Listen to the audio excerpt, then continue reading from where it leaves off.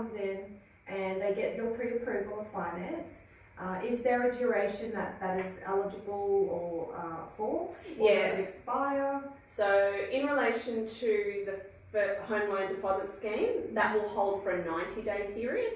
And generally speaking, pre-approvals is around about 90 days as well at the moment.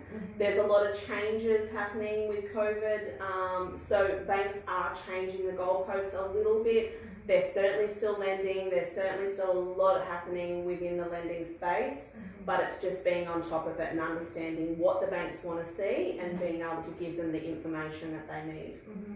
And are banks still lending for people if they're on the JobKeeper and the JobSeeker? Do they take that into consideration? Yeah, so we're seeing a lot more lenders now take into consideration the JobKeeper. So don't think just because you're on JobKeeper you're out of the market. Definitely give us a call and have the discussion, because yes, by all means, there is definitely lenders out there lending to JobKeepers. Great, wonderful. And how long does it take to process someone's pre-approval of finance and then they can go out and buy a property?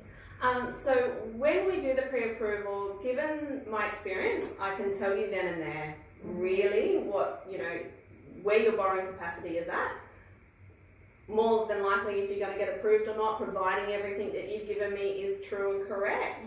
But the turnaround time from the bank's perspective, then you're looking at around about 5 days at the moment to get that pre-approval in place. And do you recommend buyers to come in and see you before they go out looking at properties, or? Most definitely. Yeah. So the reason behind that is a lot of people come in to have an appointment with me and they think they're in the $300,000 to $400,000 price range. They're feeling a little bit uncomfortable because it's not quite the property they want to be in, but they're thinking because it's either their first home or that they're not too understanding of what the banks are seeing.